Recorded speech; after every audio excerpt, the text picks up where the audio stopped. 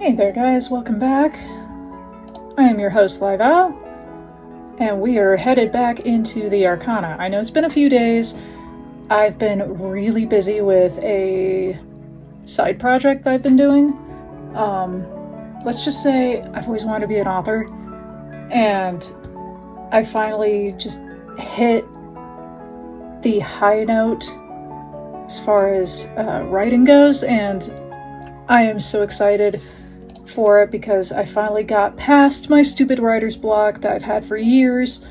And I started writing this book a little over a year ago. And I finally just hit my stride, and it's coming so much easier. It's fantastic. But anyways, I digress. Let's go ahead and jump back into it. And get back into the Arcana. So, last where we left off, Azra just took off on us and left us on our own again. So typical. Nadia invited us to the palace, and we ran into Julian, who is a marked and wanted man. Let's see where this goes.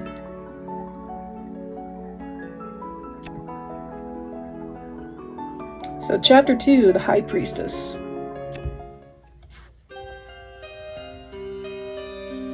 I've seen many strange things in my time as a magician's apprentice. But the events of this night were strangest yet. Seeking a moment's rest, I go upstairs to lie down and slip away lost in a dream. The sky is no more than a slim green line along the endless horizon. Azra sits beside me on the back of a strange beast. Master, where are we? Dark clouds bear down all around the landscape, a shifting sea of rust-colored sand. Ahead is a road of perfect black stone.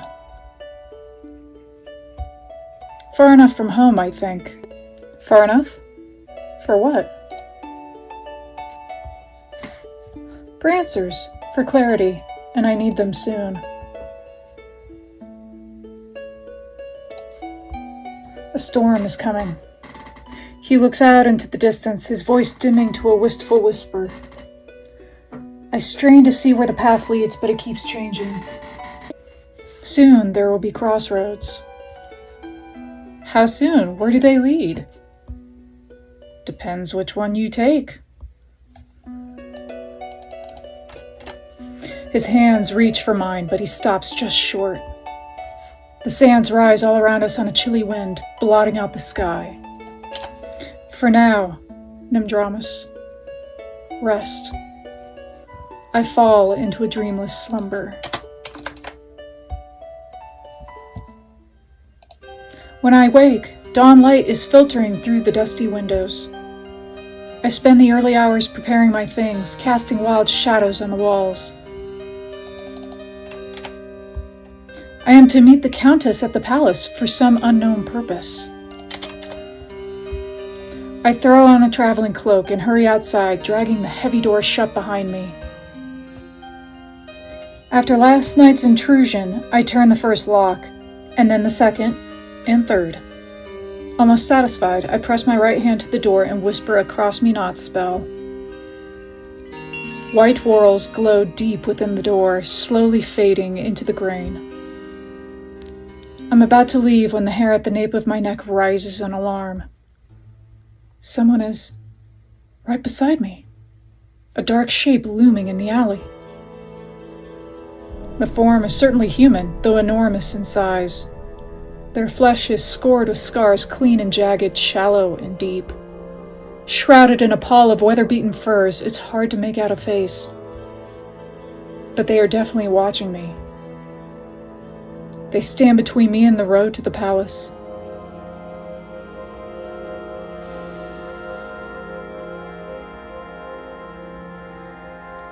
I take a step forward, watching the figure cautiously. Stormy green eyes follow my movements as I enter the alley, but the stranger makes no move. A voice like distant thunder rumbles from beneath their robes. You are in grave danger. The earthy scent of myrrh washes over me, and I stop in my tracks. He will return, uninvited. He will offer you a gift when you need it most. Turn it away, or you will fall into his hand, just like the rest of us. I blink, trying to process what I just heard. There is shuffling behind me, the dragging of rough cloth and chains. And then silence.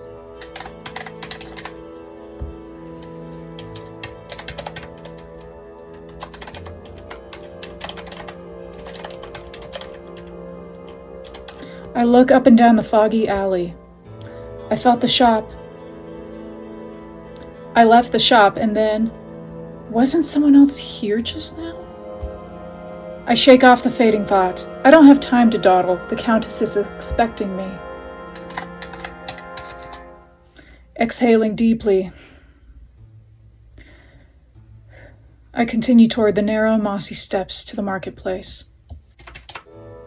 It's early yet, and the marketplace is already wide awake.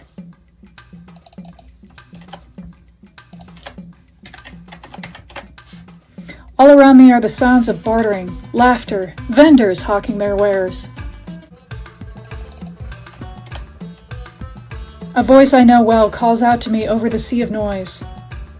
Nimdramus, have you eaten? I've got that pumpkin loaf you like in the oven. Won't be long now.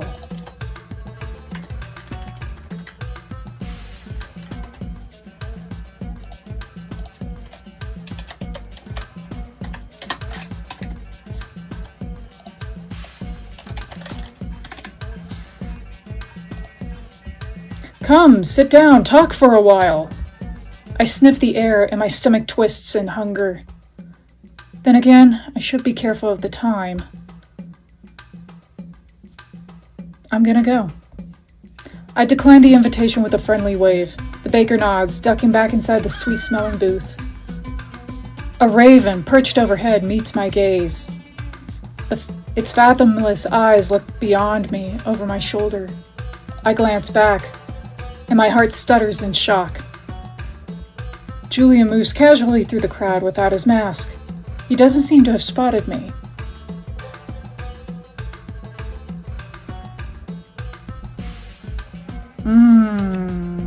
Get away from him. Without a second thought, I turn and duck into the crowd. It was him. It definitely was. And unmasked in broad daylight? If he is here, now, has he been nearby all along? Is he following me? I chance a backward glance to see if I've been spotted. Just then, the raven gives another call, drawing Julian's eye toward me. Our eyes lock. My heart skips a beat. But I know this marketplace. I know where to turn and where to hide.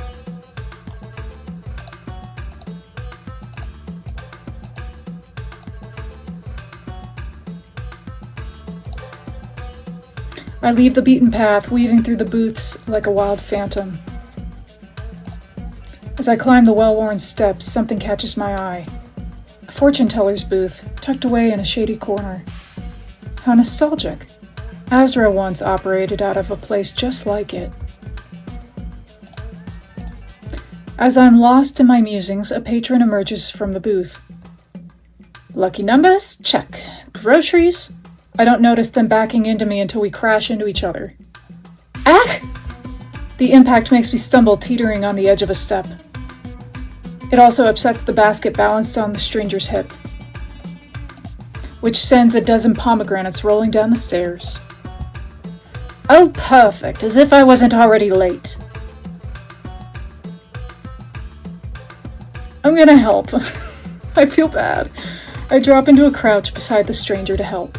I spot a pomegranate as it's about to be stomped under a stray hoof, and swipe it at the last second. When I hand it back to the stranger, their eyes sparkle with delight. Oh, thank you. How sweet of you to help. And after I bumped into you in the first place. Together, we hunt down the rest of the pomegranates. They're a little bruised, but no worse for wear. Well, I can't thank you enough. They offer me a hand. The skin of their small palm is rough against mine, calloused.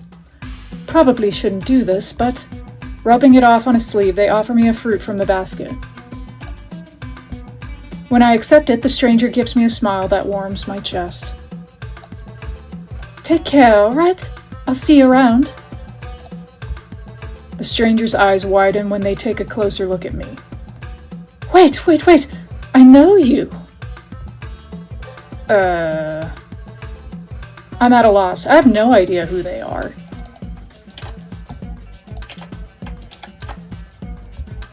You're Nimdramus, the magician! Countess Nadia said we were expecting you. We? You can call me Portia. I'm milady's head servant. Oh. All the pieces click together. The pomegranates were for the palace. And Portia's name rings a bell. I think I've heard of her. Through gossip in the market. Well, how lucky were we? Come on, I'll show you the quickest path to the palace.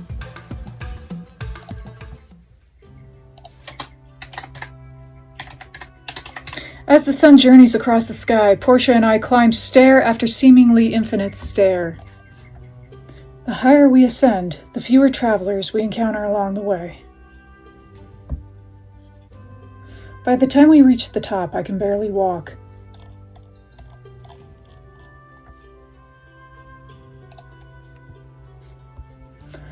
Though Portia seems as energetic as ever, she pauses to let me catch my breath.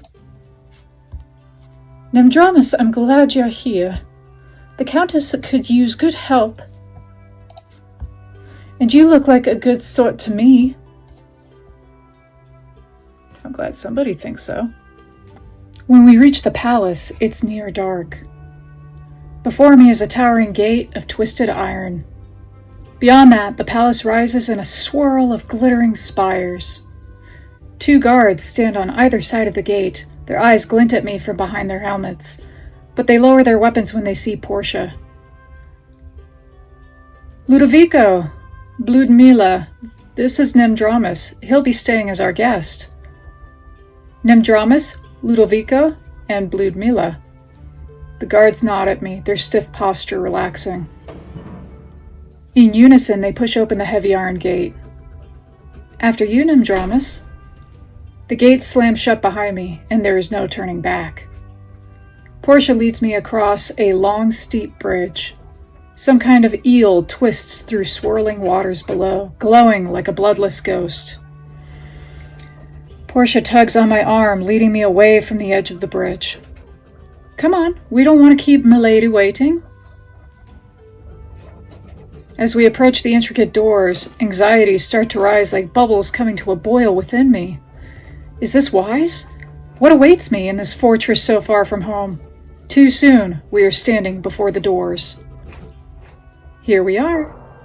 She swings her fist against the copper plating, 3 skull-rattling strikes.